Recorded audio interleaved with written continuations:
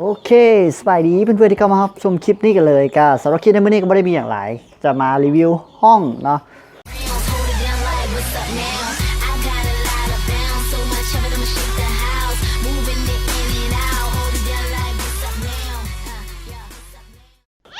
ก็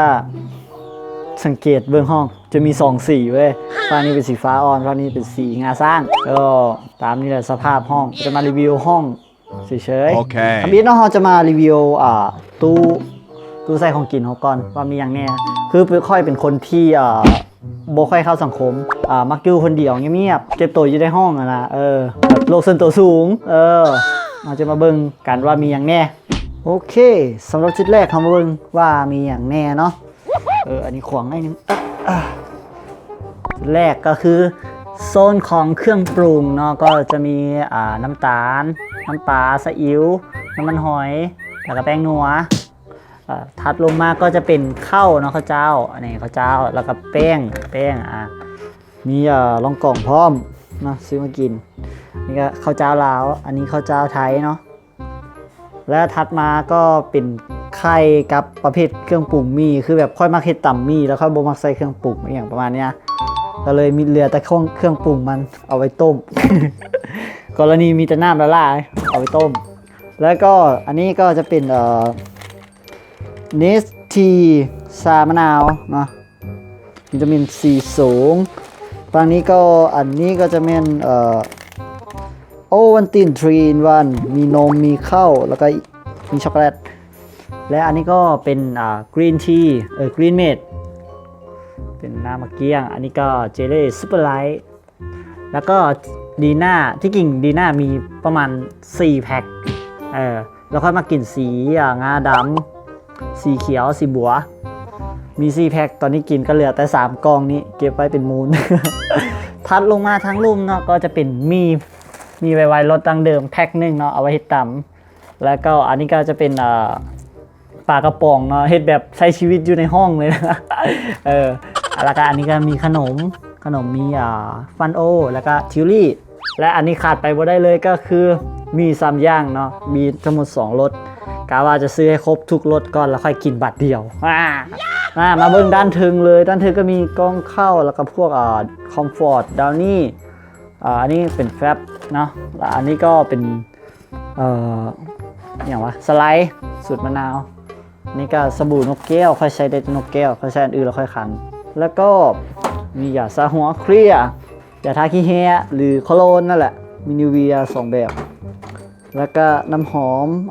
X นี่ก็จะเป็นดาลี่เกลือหลักๆเลยก็ขาดสิ่งนี้ไปบ่ได้ก็คือเจลใส่ผมมีห่อแข็งแล้วก็มีแว็กสีแดงสีส้มแล้วก็สีม่วงแล้วก็ขาดบ่ได้เลยก็แป้งเย็นแต่ค่อยบ่มักใส่ดอกที่จริงมันเป็นของหมู่ค่อยมันเคยมานอนบ้านแล้วมันเอาแป้งมาพร้อมเนี่ยถ้าจากโซนอาหารโซนแต่งตัวแล้วก็มีตามนี้แหละมีประมาณนี้ต่อไปเรามาเบิ้งที่โซนเสื้อผ้า โซนเสื้อผ้าเดี๋ยวอันนี้สีคือมันเด่นตายฮะ ก็มีตามนี้แล้วก็มีกระเป๋าเดินทางอันนี้เป็นขันเอาไว้ใส่บาตรเนาะอันนี้เป็นเครื่องของมูมันยังบ่มาเก็บเอาปานนี้นี่ก็จะเป็นแบบพวกปึ้มศึกษาแต้มหูพร้อมได้เว้ยนี่อันนี้หูค่อยแต้มถ้าจากโซนเครื่องแล้วก็ต้องมาเป็นโซนคอมเนาะนี่คอมก็มีประมาณนี้คือแบบนี้เลย คือแบบคอมช่วงนี้มีปัญหาก็เลยบ่ค่อยได้เฮ็ดคลิปที่จริงกะว่าจะอัพคลิปแบบต่อเนื่องนั่นแหละแต่ว่าคอมมันมีปัญหาตัดต่อก็เลยบ่ได้เนาะก็เลยปาไว้ก่อนมาอัดคลิปนี่แหละ มาอัดคลิปเล่นๆตามนี้อันนี้ก็จะเป็นไมค์ BM 800 House ประเภทเครื่องน้ำเอาออกก่อนอันนี้ก็จะเป็นกล้องตัวกระจายเสียงแฟนทอมเนาะแต่โบแมนค่อยใส่บิ๊กไว้ บิ๊กแล้วก็พวกปากกาไฮไลท์แบบนี้อันนี้กล้องส่วนกล้องอันนี้ก็จะเป็นเป็นแบบพวก USB แฟลชไดรฟ์ USB เนี่ย8 กิกอันนี้ก็เป็นหัวต่อแล้วก็อันนี้เวลาเราเล่นเกมพวกฟรีไฟ นี่เป็นแบบปุ่มตักตักตักตักอันนี้ก็จะเป็นจอยจอยนี่นี่ก็จะเป็นไฟเปิดได้บ่วะเดี๋ยวจับมือเดียวเปิดเนี่ยทึบเฮียหักละทานมืดใช่บ่ได้ละได้อยู่นี่ตึ๊บอันส่วนเรื่องเตียงบัดเนี้ย เตียงค่อยเป็นคนที่บ่มักปูบอนเนาะเพราะว่ามันแบบเวลาทุกครั้งที่ค่อยปูบอนมันจะมึดมัดก็เลยแบบเรียบๆง่ายๆจังซี่ล่ะอันนี้มาเบิ่งทางเทิงหัวเตียงเนาะมีอย่างนี้ก็จะมีกระเป๋าเงิน power bank ปึ้มเอาไว้จดนั่นจดนี่แล้วก็หูฟังนะส่วนฝากนี่ก็จะเป็นแบบพวกปึ้มความรู้เนาะคิดแบบนักการตลาดนี่ก็คิดแบบนักผู้บริหารโอ้เปื้อนหลายฮะคาบกาแฟลืมไปเฮ็ดชอบดิและอันนี้ก็จะเป็นแบบปึ้มกิริยา3ซองเนาะนี่ก็จะเป็นปึ้มภาษาญี่ปุ่นนี่ภาษาญี่ปุ่นอังกฤษไทยเพราะว่าค่อยเป็นคนหนึ่งที่มักภาษาญี่ปุ่นอันนี้ก็จะเป็นจอยโอ้โหจอยแล้วก็มีไมค์อีก นี่โอ้ยน้องเบลลี่ขาดบ่ได้เลยตัวนี้ยืนน้ำค่อยมาแต่น้อยเลยแต่น้อยอีหลีเลยจนค่อยใหญ่แล้วค่อยยังก็ยืนน้ำมันอยู่นะเบลลี่สีแดงเผือกอันนี้ก็เข้ามาก็จะมีจะปื้มนะส่วนไหล่ถึงหัวนี้จะมีปื้มไหล่หัวส่วนไหล่จะเป็นปื้มไหล่กว่าอันนี้ก็จะเป็นแบบถาดไส้ค่อยหาที่คนออกมาเมื่อกี้นี้ถาดไส้เครื่องมือมันจะมีดกรรไกรมีดไม่ตัดหรือกรรไกรละอันนี้ก็จะเป็น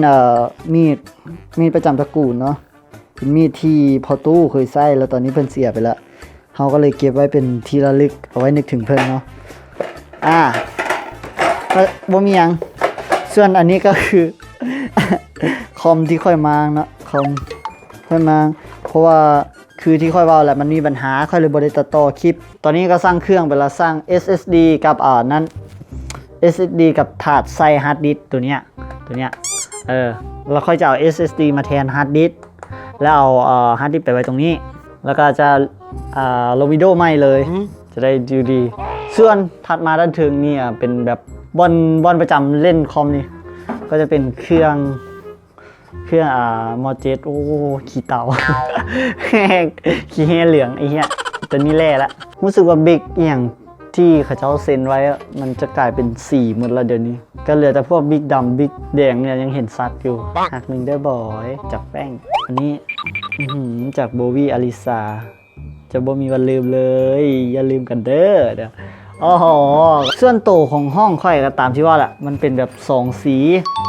สีงาสร้างกับสีฟ้าอ่อนที่จริงค่อยว่าค่อยจะทาสีเขียวกับสีดำปัญหาคือค่อยบ่มีงบ บ่มีเงินซื้อ ตรงนี้หน้าเสียวสุดคือแผ่นเพดานมันตกลงมาตอนหนูมันไต่ปัจจุบันนี้กับจัดหนูไปเบิดแล้วอันนี้ก็จะเป็นแบบปองเอี่ยมสีแดงสีไหม้ก็หลังปองเอี่ยมเนาะก็จะเป็นแบบหีบใส่ส่งใส่กระเป๋าอันนี้ก็แบบเครื่องที่ยังไม่ได้ซัก ขี้คานซักเครื่องแล้วอันนี้เป็นหมวกเนาะที่จริงอันตั้งอันนี้มันเป็นตั้งนี่แล้วค่อยปีนมันเฮ็ดให้เป็นแบบบอนไซนั้นไซนี้โอ้โหเขาเอื้นว่าการประยุกต์ใช้เนาะนี่ก็อันนี้เป็นพวกน้ำดื่มเฮ็ดหุงข้าวเนาะแล้วก็สำคัญเลยอันนี้คือกาวดักหนูเว้ยเนี่ยกาวดักหนูถ้าโบมีมันหนูกินบ้านกูเนี่ยก็เป็นแบบกาต้มน้ำแล้วก็เตารีดค่อนข้างเก่าเนาะ แล้วอันนี้ตามความเชื่อของบ้านค่อยเนาะถ้ามีอันนี้เนาะฟ้าจะโบพาเนาะโบเข้าใจคือกันว่าเป็นอย่างจึงถือแบบนั้นแต่มันมีครั้งหนึ่งที่น้ำท่วมไฟเกือบดูดแต่ว่าค่อยรอดเพราะว่าค่อยอยู่ในห้องน้ำท่วมเกือบเข้าห้องค่อยแหละเพราะว่าทั้งหลังเนาะจะเป็นเฮือนครัวและน้ำมันท่วมเฮือนครัวไปเลยนี่ตอนนี้เรามาเบิ่งในส่วนของตู้เย็นเนาะว่ามีอย่างแน่เนาะก็ขออภัยนะเสียงไก่เนาะอยู่บ้านเลี้ยงไก่ตู้เย็นของเขาก็จะมีสปอนเซอร์อันนี้เบียร์อย่างวะโมโหกูไม่ได้กินอันนี้ก็จะเป็นเบียร์ลาวนี่จะเป็นธงปลาหมึก อันนี้ถุงซีนหมูอันนี้ก็จะเป็นสตรอเบอรี่ซึ่งไปซื้อจากไทยเลยอ่ะกล่องละ100 บาทนี่ถัดมาก็คือกล่องนมเล็กกระซอย อันนี้จะเป็นแบบเจลอันนี้นมเมจินมจืดเนาะซึ่งค่อยมากินเป็นประจำกินกับซีเรียลทั้งแซ่บอันนี้ก็จะเป็นแอปเปิลแล้วก็จะมีแอปเปิลและแซงองุ่นเรียกองุ่นกับอาแซงอันเดียวกันแหละเรียกองุ่นและแซงกับองุ่นโมเมนเรียกองุ่นกับอาแซงคือกูจะบ้ากูแล้วท่านของไข่บ่มีเนาะเพราะว่าไข่ไปอยู่ในตู้หมดแล้ว อันนี้ก็จะเป็นฟองนมข้นนี่ก็จะเป็นสปอนเซอร์ค่อยก็มากินคือกันนี่ก็จะเป็นรีไวท์ที่ค่อยกินประจำมีรีไวท์กับแฮนซัมที่ค่อยมากินเนาะและอันนี้ก็เป็นเป๊ปซี่อันนี้เจลอันนี้พวกเจลเนาะเจลโอเคก็มีประมาณนี้แหละเนาะสำหรับตู้เย็นเนาะนี่จะเป็นแบบพวกเครื่องปรุงเหมือนเดิมโอเคก็จบลงไปแล้วเนาะสำหรับคลิปการมารีวิวห้องของ Ghost Gamer หรือตัวค่อยเองเนาะเป็นจังใดเห็นห้องกากๆของ Ghost Gamer แล้วรู้สึกเป็นอะไรแน่สามารถคอมเมนต์กันมาที่ใต้คลิปได้เลยเนาะ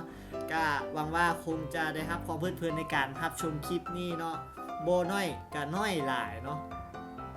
ตามเช่นเคยถ้ามากอย่าลืมกดไลค์กดซับกดแชร์เว้ย พี่บ๊ายบายเนี่ยบ๊ายบายสำหรับตอนนี้ไปก่อนบ๊ายบาย